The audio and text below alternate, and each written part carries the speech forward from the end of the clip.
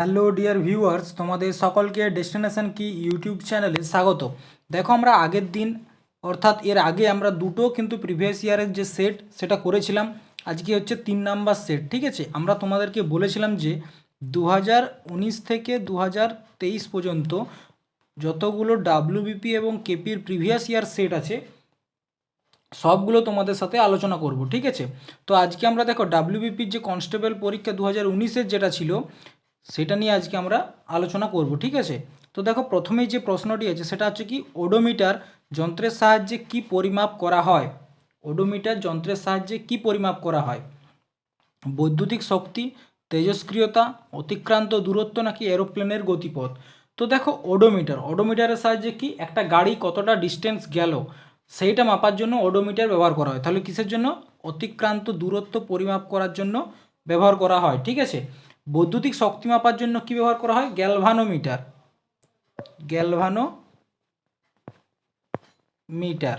ঠিক আছে, গ্যালভানোমিটার। আর তেজস্ক্রিয়তা মাপার জন্য কি ব্যবহার করা হয়? গিগার কাউন্টার। তেজস্ক্রিয়তার জন্য গিগার কাউন্টার। ঠিক আছে, গিগার কাউন্টার। এটা কিন্তু সচরাচর এই প্রশ্নটা পাওয়া যায় না। ঠিক আছে, তো তেজস্ক্রিয়তা পরিমাপ করার জন্য কি ব্যবহার করা হয়? গিগার কাউন্টার। ঠিক আছে, নেক্সট দেখো কি, কাইজার ই হিন্দ কাকে বলা হয়?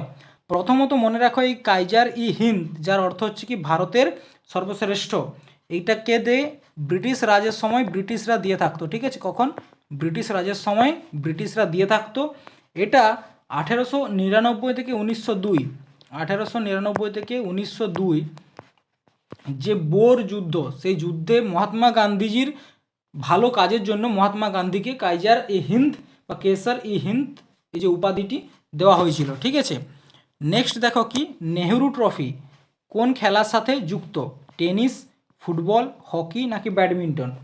তো দেখো নেহেরু ট্রফি কিসের সাথে যুক্ত? ফুটবল খেলার সাথে যুক্ত। ঠিক আছে, নেহেরু ট্রফি ফুটবল খেলার সাথে যুক্ত। এরপর দেখো বাকি যে খেলাগুলো আছে সেইগুলো নিয়ে কয়েকটা মানে কি কি ট্রফি আছে সেইগুলো।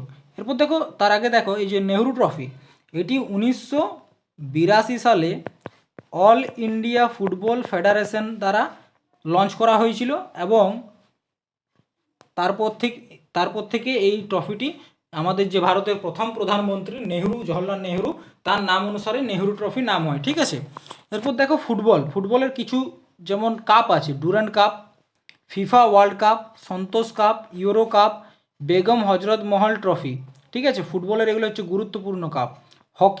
হকির হচ্ছে Aga Khan Trophy, Rangaswamy Cup, Dhyanchand Trophy, Wellington Cup আর বেগম রসুল কাপ। বেগম হজরত হচ্ছে কি ফুটবল, বেগম রসুল কাপ হচ্ছে হকি। ব্যাডমিন্টনের কিছু গুরুত্বপূর্ণ কাপ যেমন Uber Cup, Thomas Cup, Sudirman Cup, Yonex Cup. ঠিক আছে, টেনিসের Australian Cup, French Open, Davis Cup. ঠিক আছে, এগুলো হচ্ছে কি টেনিসের কিছু গুরুত্বপূর্ণ নাম। এরপর দেখো ব্যাডমিন্টন যখন কথা হচ্ছে সেখানে তোমাদেরকে একটা নাম মনে রাখতে হবে, এটা কি? রোহান বোপান্না। ঠিক আছে, রিসেন্টলি এনাকে কি দেওয়া হয়েছে? পদ্মশ্রী পুরস্কার। ঠিক আছে, ইনি হচ্ছেন কি সবচেয়ে ওল্ডেস্ট ব্যাডমিন্টন প্লেয়ার ইন্ডিয়ার। ঠিক আছে, ইন্ডিয়ান প্লেয়ার, সবথেকে ওল্ডেস্ট ব্যাডমিন্টন প্লেয়ার এবং তিনি সম্প্রতি 2024 সালে কি পেয়েছেন? পদ্মশ্রী পুরস্কারটি পেয়েছেন। ঠিক আছে, এটা কিন্তু মনে রাখবে। এরপর দেখো তোমাদেরকে আরও একটা মানে কাপ আছে সেটা সম্বন্ধে বলি, নেহরু বোট রেস ট্রফি।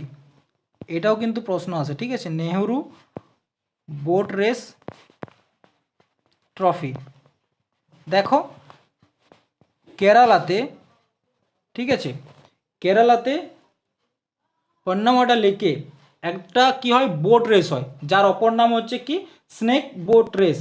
ঠিক আছে, কারণ কি সেখানের যে নৌকোগুলো হয় সেটা অনেকটা সাপের মতো দেখতে, তার জন্য কি স্নেক বোট রেসও বলা হয়। তো সেই বোট রেসটা যে ট্রফি দেওয়া হয় তাকে কি বলা হয়? Nehru boat race trophy. ঠিক আছে, এটাও কিন্তু মনে রাখবে। কোথায় হয়? কেরালাতে। পরবর্তী প্রশ্ন দেখো, জালিনওয়ালাবাগ হত্যাকাণ্ড কোন সালে হয়েছিল? 1919, 1789, 1928 নাকি 1750? তো জালিনওয়ালাবাগ হত্যাকাণ্ড নিয়ে তোমাদেরকে আগের দিন ক্লাসেও বলেছি, এটি হয়েছিল কবে? 1919 সালে। ঠিক আছে, 13ই এপ্রিল, 1919 সালের 13 এপ্রিল, যেদিন প্রত্যেকটা ভারতবাসীর বুকেই কিন্তু যে স্বাধীনতার যে ক্ষোভ, মানে স্বাধীনতা পাওয়ার জন্য যে জ্বালা, সেটা কিন্তু জেগে উঠেছিল। কারণ সেই যে হত্যাকাণ্ড, ইংরেজদের যে ভারতীয়দের প্রতি অত্যাচার, তার একটা চরম পর্যায়ে পৌঁছেছিল কোথায়? জালিয়ানওয়ালাবাগে। এই জালিয়ানওয়ালাবাগ হত্যাকাণ্ডের পিছনে মেইন যে কারণ, সেটা হচ্ছে কি? রাওলেট অ্যাক্ট। ঠিক আছে, এখানে কি বলা হয়েছিল? যে কোনো ব্যক্তিকে ব্রিটিশরা কোনো রকম সন্দেহের বশে বা যে কোনো কারণে, কিন্তু কোনো কারণ ছাড়াও অ্যারেস্ট করতে পারে। পরবর্তী প্রশ্ন দেখো, মানবদেহের সবচেয়ে বড় অঙ্গ কোনটি?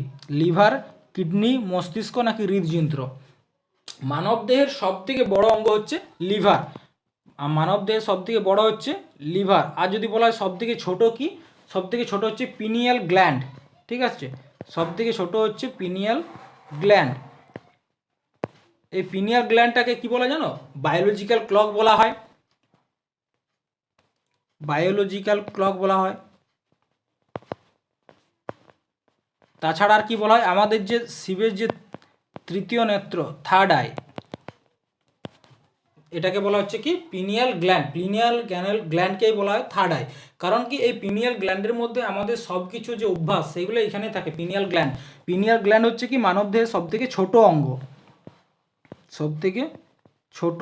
ঠিক আছে, নেক্সট দেখো কি, ভারতবর্ষের কে প্রথম লোকপাল রূপে নিযুক্ত হয়েছিলেন? এম এন ভেঙ্কটচেলিয়া, আন্না হাজারি, পিনাকি চন্দ্র ঘোষ নাকি বীরাপ্পা মাইলি? ঠিক আছে, তো দেখো ভারতবর্ষের প্রথম যে লোকপাল হিসাবে নিযুক্ত কে হয়েছিলেন? পিনাকি চন্দ্র ঘোষ। ঠিক আছে, কে হয়েছিলেন? পিনাকি চন্দ্র ঘোষ। দেখো এই যে লোকপাল, এটা কি? একজন চেয়ারপারসন এবং 8জন মেম্বার নিয়ে গঠিত হয়। লোকপাল হচ্ছে কি? অ্যান্টি কারাপশন অথরিটি, অর্থাৎ কি যাতে কোনো রকম কারাপশন না হয় সেটা দেখরেখ কারা করে? লোকপাল করে। এই যে লোকপাল, এই যে কথাটা, এটা কে এনেছিলেন? ডক্টর এল.এম. সিংভি 1963 সালে এই উল্লেখটি করেছিলেন। লোকপালের উল্লেখ কে করেছিলেন? ডক্টর এল.এম. সিংভি। কত সালে? 1963 সালে। এরপর দেখো ফল সংক্রান্ত বিদ্যাকে কি বলে? অর্থাৎ স্টাডি অফ ফ্রুট, তাকে কি বলা হয়? স্টাডি অফ ফ্রুট কি বলা হয়? অন্টোলজি, পেরোলজি, স্পার্মোলজি নাকি পমোলজি? তো দেখো ফল সংক্রান্ত বিদ্যা অর্থাৎ স্টাডি অফ ফ্রুট, এটা হচ্ছে কি? Study of fruit. এটাকে কি বলা হয়? এটাকে বলা হয় পমোলজি। ঠিক আছে, এরপর এরকম আরও অনেকগুলো আছে স্টাডি অফ। দেখো যেমন আছে কি? স্টাডি অফ ফ্রুট হচ্ছে pomology, study of flower anthology, study of seeds spermology, seed মানে হচ্ছে বীজ, study of cancer oncology, study of cell cytology. এই সবগুলোই কিন্তু গুরুত্বপূর্ণ। প্রিভিয়াস ইয়ারে কিন্তু এই প্রশ্নগুলি অনেকগুলো এসছে। ঠিক আছে, স্টাডি অফ ফ্রুট হচ্ছে কি? Pomology, study of flower anthology, study of seeds spermology, study of cancer oncology, আর স্টাডি অফ সেল সাইটোলজি। ঠিক আছে, লজি কথার অর্থ হচ্ছে স্টাডি। নেক্সট দেখো ফতেপুর সিক্রি কে প্রতিষ্ঠান করেন বা কে প্রতিষ্ঠা করে? ফতেপুর সিক্রি হুমায়ুন, জাহাঙ্গীর, আকবর নাকি ঔরঙ্গজেব? তো দেখো ফতেপুর সিক্রি আকবর একজন সুফি সন্ত সলিম চিস্তি, শেখ সলিম চিস্তি। ঠিক আছে, কে করে প্রথমত জেনে নাও? আকবর। কার সম্মানে করে? একজন সুফি সন্ত শেখ সলিম চিস্তি, তার সম্মানে কিন্তু তিনি ফতেপুর সিক্রি প্রতিষ্ঠা করেন। ঠিক আছে, এই আকবর গুজরাট জয়ের পরে কি করেছিলেন? বুলন্দ দরওয়াজা নির্মাণ করেছিলেন। এটাও আগের দিন করেছিলাম প্রশ্নটা। ঠিক আছে, এবং তিনি আগ্রা শহরের যে স্থাপনা সেটিও তিনি করেছিলেন। এরপর দেখো হুমায়ুন, টম্ব অফ হুমায়ুন কে স্থাপনা করেন? এই প্রশ্নটা কিন্তু আসে। টম্ব অর্থাৎ কি? তার যে মরার পরে যে কবরস্থান সেটা। দেখো Akbar build it honoured Sufi saint Sheikh Salim Chishti, এটা তো বললাম। ঠিক আছে, হুমায়ুন যে টম, এটা কে নির্মাণ করেছিলেন? তার স্ত্রী বেগম বিবি বা হাজি বেগম। ঠিক আছে, বেগম বিবি বা হাজি বেগম। ঠিক আছে, নেক্সট দেখো কি, ভারতের সংবিধানের কোন আর্টিকেলকে বি.আর. আম্বেদকর, বাবা সাহেব আম্বেদকর সংবিধানের হৃদয় ও আত্মা বলেছেন? তো দেখো বাবা সাহেব ভীমরাও আম্বেদকর সংবিধানের কোন আর্টিকেলকে? 356 নাকি 32 নাকি 19 নাকি 14? তো তার আগে দেখো কোন আর্টিকেলে কি বলা হয়েছে। দেখো আর্টিকেল 356, এখানে কি আছে? প্রেসিডেন্ট রুল, অর্থাৎ রাজ্যে যখন গভর্নর চালায় রাজ্যকে, যখন কোনো একটা রাজ্যের যে বহুমত, কোনো একটা যে সরকার থাকে তার বহুমত যখন ধ্বংস হয়ে যায় তখন সেখানে প্রেসিডেন্ট রুল লাগে, ঠিক আছে। ন্যাশনাল এমার্জেন্সি, ঠিক আছে, সেই সময় হচ্ছে কত কত আর্টিকেলে, আর্টিকেল 352। আর্টিকেল 360 এখানে কী আছে, ফাইন্যান্সিয়াল এমার্জেন্সি। আমাদের যে ভারতবর্ষের 3টা এমার্জেন্সির উল্লেখ আছে সেটা হচ্ছে কী কী, আর্টিকেল 356-এ প্রেসিডেন্ট রুল, আর্টিকেল 352-তে ন্যাশনাল এমার্জেন্সি, আর্টিকেল 360-তে ফাইন্যান্সিয়াল এমার্জেন্সি, ঠিক আছে। এরপর দেখো আর্টিকেল 32 কনস্টিটিউশনাল রেমেডিস। দেখো এই আর্টিকেল 32-এর মাধ্যমে সুপ্রিম কোর্ট 5 প্রকারের যে রিট, সেই রিট কিন্তু জারি করতে পারে। Habeas corpus, mandamus, prohibition, quo warranto and certiorari, ঠিক আছে। এই 5 প্রকারের যে রিট সেটা আর্টিকেল 32 অনুসারে কনস্টিটিউশনাল রেমেডিস বলা হয় যাকে, সেখানে 5 প্রকারের রিট সুপ্রিম কোর্ট জারি করতে পারে। এবং হাইকোর্ট, ঠিক আছে, হাইকোর্টও কিন্তু রিট জারি করতে পারে আর্টিকেল 226 অনুসারে।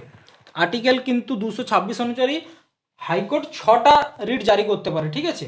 তো দেখো এই যে রিট জারি করা অর্থাৎ কি, আমাদের যদি কোনো ফান্ডামেন্টাল যদি কোনো অধিকার, ঠিক আছে, ফান্ডামেন্টাল রাইট যদি কোনো উল্লঙ্ঘন হয়, সেই ক্ষেত্রে যদি আমরা সুপ্রিম কোর্টের কাছে যাই তো তার জন্য রিট জারি করে। তো এই রিট জারি করাটা কার কাছে আছে পাওয়ারটা, সুপ্রিম কোর্টের কাছে আর্টিকেল 32 অনুসারে। এই আর্টিকেল 32কেই বাবা সাহেব ভীমরাও আম্বেদকর কি বলেছেন, সংবিধানের হৃদয় বা আত্মা বলেছেন, ঠিক আছে। নেক্সট দেখো কি, আর্টিকেল 19-এ 6 প্রকারের যে আমাদের স্বাধীনতা, ফ্রিডম অফ স্পিচ, আমাদের যে বাক স্বাধীনতা, অ্যাসেম্বল একসাথে জড়ো হওয়ার, অ্যাসোসিয়েশন আমাদের যে সংগঠন তৈরি করার যে অধিকার, মুভমেন্ট আমাদের যে এক জায়গা থেকে অন্য জায়গায় যাওয়ার যে অধিকার, সেটা আর্টিকেল 19-এর মাধ্যমে পাই। প্রফেশন, আমরা যে কোনো প্রফেশন চুজ করতে পারি, তার অধিকার কোথায়, আর্টিকেল 19-এ। এবং আমরা যে কোনো জায়গায় বসবাস করতে পারি, তার আর্টিকেল কোথায় দেওয়া হয়েছে, আর্টিকেল 19-এ, তার অধিকার আর্টিকেল 19-এ দেওয়া আছে, ঠিক আছে। এরপর দেখো এর আগে আরও একটা কিন্তু অধিকার ছিল, সেটা হচ্ছে কি সম্পত্তির অধিকার, যেটা বর্তমানে কিন্তু আর ফান্ডামেন্টাল রাইট নেই। এটাকে আর্টিকেল 300 তে যুক্ত করা হয়েছে, ঠিক আছে। কিন্তু আগে ছিল 7টা, এখন বর্তমানে 6টা কিন্তু আমাদের স্বাধীনতা আছে, freedom of speech, assemble, association, movement, profession এবং রেসিডেন্ট। আর আর্টিকেল 14-তে কী বলা হয়েছে, ইকুয়ালিটি বিফোর ল, আইনের চোখে সবাই সমান, ঠিক আছে। তো দেখো এখানে কি বলা হয়েছে, সংবিধানের যে হৃদয় এবং আত্মা বি.আর. আম্বেদকর কাকে বলেছে, আর্টিকেল 32-কে বলা হয়েছে, যার মাধ্যমে কি করে সুপ্রিম কোর্ট রিট জারি করে, ঠিক আছে।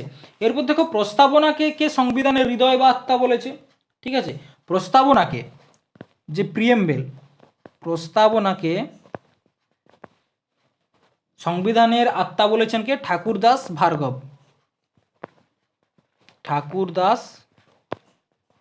ভার্গব, ঠিক আছে। নেক্সট দেখো কি, 1946 সালের ক্যাবিনেট মিশনের প্রধান পদাধিকারী কে ছিলেন। 1946 সালের যে ক্যাবিনেট মিশন গঠন হয়েছিল তার প্রথম বা প্রধান পদাধিকারী কে ছিলেন, প্রধান বলতে কে, যিনি চিফ বা হেড থাকেন তিনি কে ছিলেন, স্টাফার্ড ক্রিপস, এভি আলেকজান্ডার, নাকি পথিক লরেন্স, নাকি মাউন্ট ব্যাটেন। তো দেখো যে ক্যাবিনেট মিশন, ঠিক আছে, ক্যাবিনেট মিশন প্ল্যান হয়েছিল কবে, 1946 সালে। কে করেছিলেন এই মিশনটার, যে ক্যাবিনেট মিশনের অ্যানাউন্সমেন্টটা, তৎকালীন ইংল্যান্ডের প্রধানমন্ত্রী এটলি। এবং it is made of cabinet minister, 3টা মিনিস্টার নিয়ে গঠন হয়েছিল, পেথিক লরেন্স, স্ট্যাফোর্ড ক্রিপস এবং আলেকজান্ডার। এবং এটির হেড কে ছিলেন, এটির হেড ছিলেন পেথিক লরেন্স, ইনি ছিলেন এটির হেড। এবং এই ক্যাবিনেট মিশনের কি বলা হয়েছিল, একটা আনডিভাইডেড ইন্ডিয়া, অর্থাৎ এখানে পাকিস্তানকে একটা আলাদা দেশ গঠন করার কথা কিন্তু বলেনি, এখানে বলেছিল যে ভারতবর্ষকে না ভাঙার কথা, আনডিভাইডেড ইন্ডিয়ার কথা কিন্তু এই যে ক্যাবিনেট মিশন, ঠিক আছে, ক্যাবিনেট মিশন কিন্তু আনডিভাইডেড ইন্ডিয়ার প্রপোজ দিয়েছিলেন। তো এটির প্রধান পদাধিকারী কে ছিলেন, পেথিক লরেন্স, পথিক নয় পেথিক লরেন্স, ঠিক আছে, এটা হচ্ছে অ্যান্সার, পেথিক লরেন্স। এরপর দেখো দ্য ফিউচার অফ ইন্ডিয়া কার লেখা, দ্য ফিউচার অফ ইন্ডিয়া কার লেখা, দীপক চোপড়া, অনুরাগ ঠাকুর, বিমল জলান, নাকি অমিতাভ ঘোষ। তো দ্য ফিউচার অফ ইন্ডিয়া এটির লেখক হচ্ছেন কে, বিমল জলান। ইনি কে, আমাদের আরবিআই এর প্রাক্তন গভর্নর ছিলেন, ঠিক আছে, ফর্মার গভর্নর অফ আরবিআই, ঠিক আছে, রিজার্ভ ব্যাঙ্ক অফ ইন্ডিয়ার, এটা হচ্ছে অ্যান্সার। এরপর দেখো বিমল জালান হচ্ছে কি former governor of RBI. Amitav ঘোষের কিছু গুরুত্বপূর্ণ বই যেমন the circle of reason, the shadow lines, the living mountain, এই অমিতাভ ঘোষ, ঠিক আছে, দ্য সার্কেল অফ রিজন এবং তারপর একটা বই কি the shadow of lines, the shadow লাইন্সের যে বইটি, এই বইটির জন্য তিনি সাহিত্য একাডেমি পুরস্কার, ঠিক আছে, 1990 সালে এই বইটির জন্য তিনি সাহিত্য একাডেমি এবং 2007 সালে তিনি এই বইটির জন্য পদ্মশ্রী পুরস্কার পেয়েছিলেন। তারপর কি রঘুরাম রাজন, এনার একটা গুরুত্বপূর্ণ বই হচ্ছে কি I do what I do. জয়দেবের লেখা একটি গুরুত্বপূর্ণ নাম কি গীত গোবিন্দ। এই প্রশ্নটা কিন্তু অনেক পরীক্ষাতে আসে যে জয়দেবের লেখা বা গীত গোবিন্দ পুস্তকটি কার লেখা, জয়দেবের, ঠিক আছে। আর আরেকটা গুরুত্বপূর্ণ বই যে হোয়াই আই এম অ্যাথিস্ট, এই বইটির লেখককে ভগৎ সিং এর লেখা বইটির নাম কি হোয়াই আই এম এথিস্ট। তাহলে দ্য ফিউচার অফ ইন্ডিয়া কার লেখা, বিমল জালান। ইনি কে ছিলেন, আমাদের আরবিআই এর ফর্মার গভর্নর, অর্থাৎ কি প্রাক্তন গভর্নর। এরপর পরবর্তী প্রশ্ন দেখো, জ্যাব কথাটি কোন খেলার সাথে যুক্ত? জ্যাব, গলফ, বক্সিং নাকি লন টেনিস নাকি বিলিয়ার্ড? তো জ্যাব কথাটি হচ্ছে কিসের সাথে যুক্ত, বক্সিংয়ের সাথে যুক্ত। জ্যাব বলতে কি এক ধরনের পাঁচকে বলা হয় জ্যাব। গিরিশ কার্নাড কিসের সঙ্গে যুক্ত? খেলা, নাটক, বিজ্ঞান, জাদুবিদ্যা। তিনি কিসের সাথে যুক্ত ছিলেন? নাটকের সাথে যুক্ত ছিলেন, ঠিক আছে। দেখো কিছু গলফ প্লেয়ার খুব গুরুত্বপূর্ণ যেগুলো, সেটা হচ্ছে কি অদিতি অশোক, দীক্ষা ডাগর এবং আমাদের পশ্চিমবঙ্গের অনসুল মিশ্রা। এগুলো হচ্ছেন কি, এরা হচ্ছে খুব গুরুত্বপূর্ণ গলফ প্লেয়ার। কিছু টেনিস প্লেয়ার যেমন আছে, টেনিস প্লেয়ার কি নোভাক জোকোভিচ, ঠিক আছে, নোভাক জোকোভিচ গুরুত্বপূর্ণ নাম। মহেশ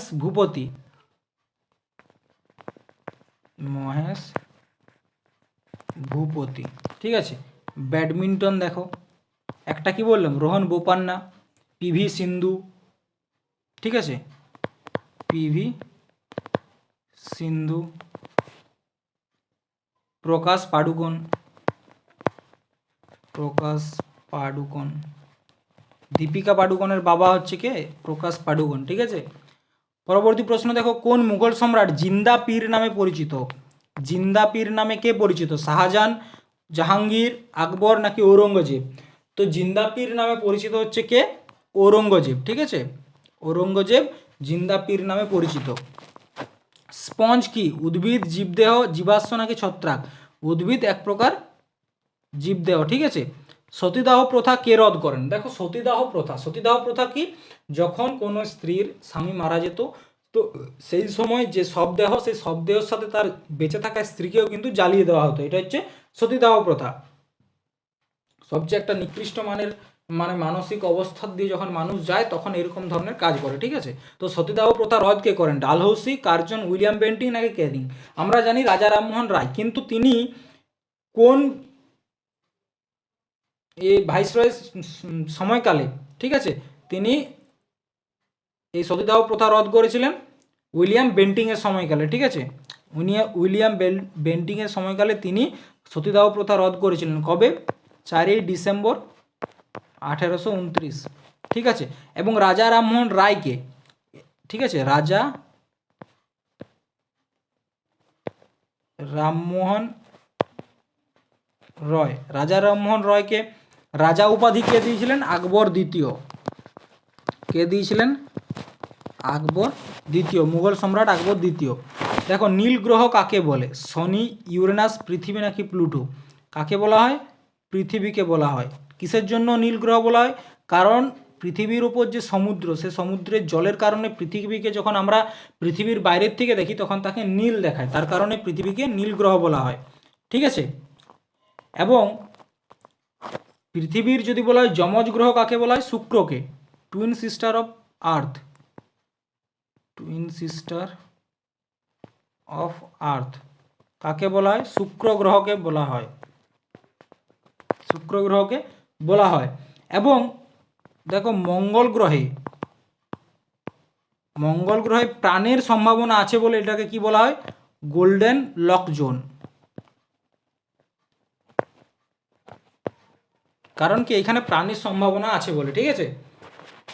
নেক্সট দেখো কি servant of Indian society, servant of Indian society কে প্রতিষ্ঠা করেন? অরবিন্দ ঘোষ, গোপাল কৃষ্ণ গোখলে, দাদাভাই নওরোজি নাকি অ্যানি বেসান্ত? তো দেখো সার্ভেন্ট অফ ইন্ডিয়ান সোসাইটি প্রতিষ্ঠা করেন কে? গোপাল কৃষ্ণ গোখলে, ঠিক আছে। এটা হচ্ছে কি অ্যান্সার। এই গোপাল কৃষ্ণ গোখলে কে ছিলেন?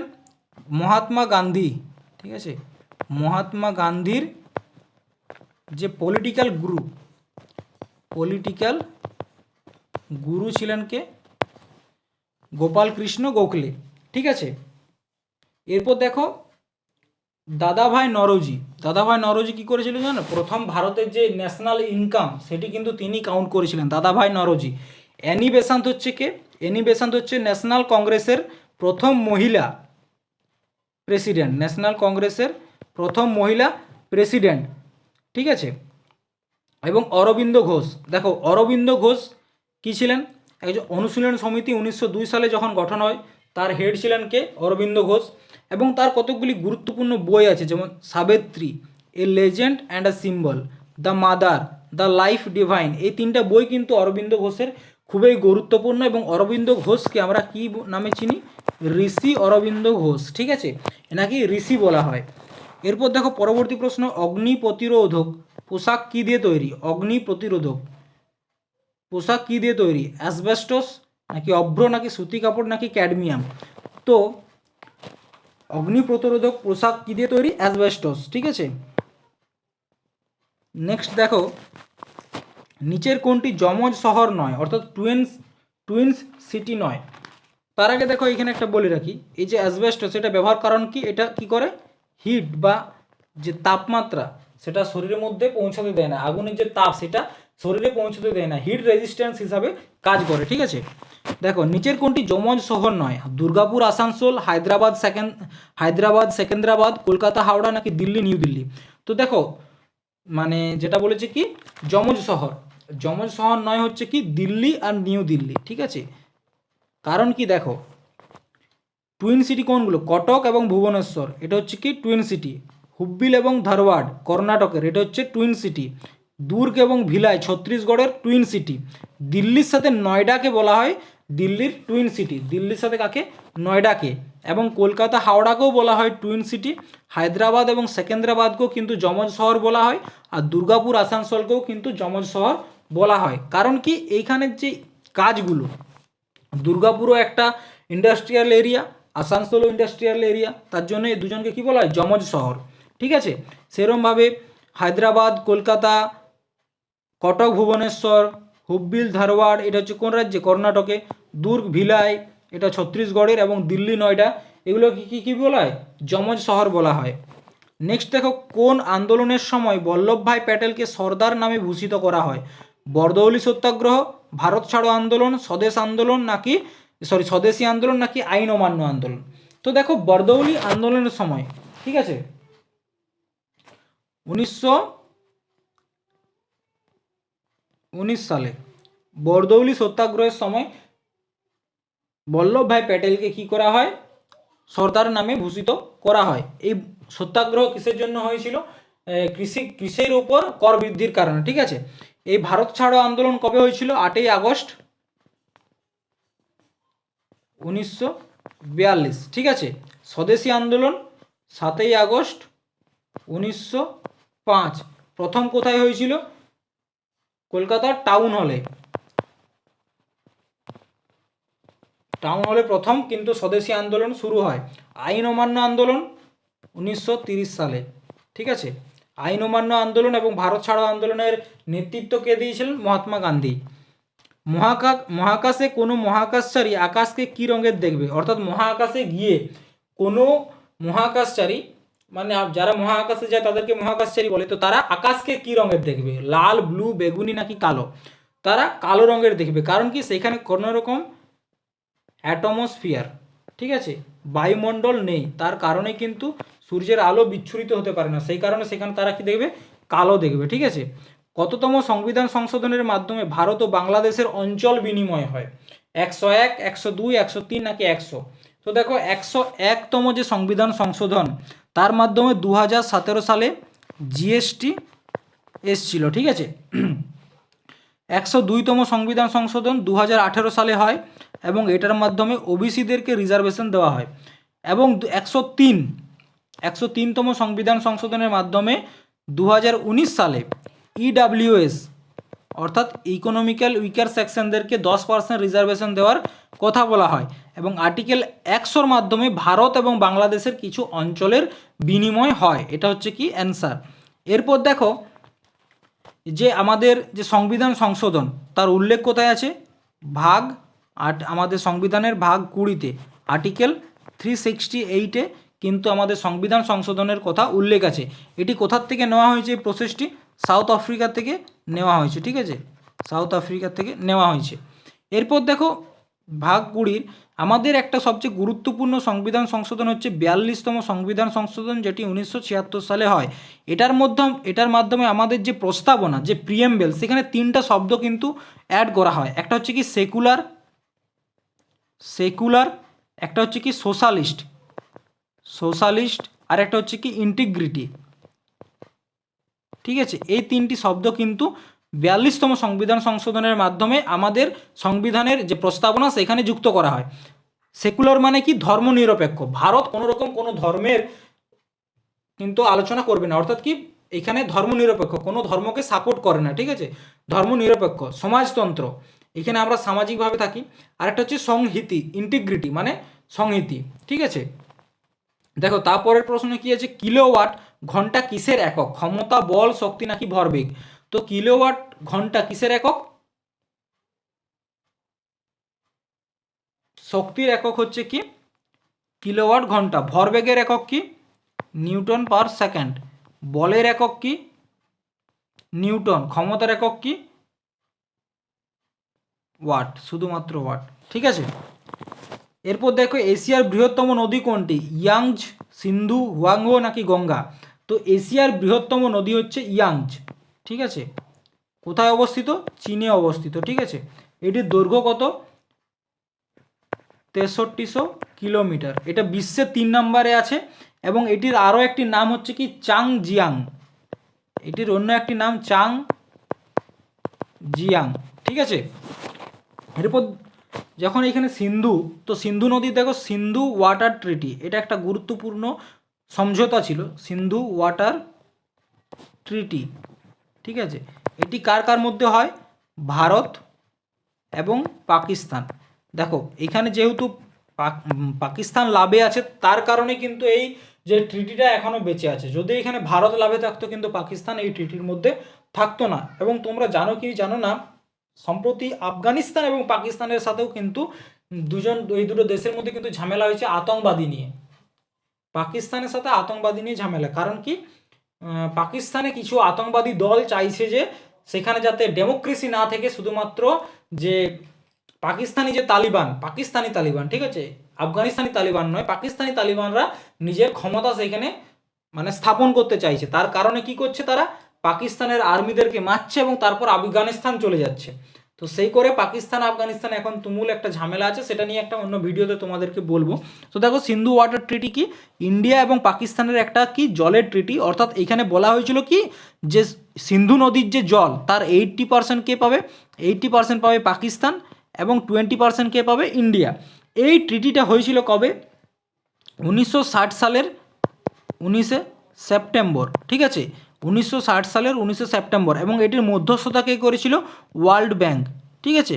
এটা কিন্তু প্রশ্নটা আসে যে সিন্ধু ওয়াটার ট্রিটি বা ইন্ডাস ওয়াটার ট্রিটির যে মধ্যস্থতা কে করেছিল? ওয়ার্ল্ড ব্যাংক করেছিল। 1960 সালে এটি হয়েছিল এবং ভারত পাকিস্তানের মধ্যে হয়েছিল, ঠিক আছে।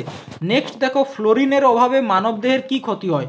ক্ষুধামন্দা, গয়টা, দুর্বল দাঁত নাকি অ্যানিমিয়া? তো ফ্লোরিনের অভাবে যেটা হয় সেটা হচ্ছে কি দুর্বল দাঁত, ক্যালসিয়াম কমে যায়, ঠিক আছে। আর গয়টার কিসের কারণে হয়? আয়োডিনের অভাবে হয় গয়টার। আয়োডিন কিসে থাকে? নুনের মধ্যে থাকে আয়োডিন।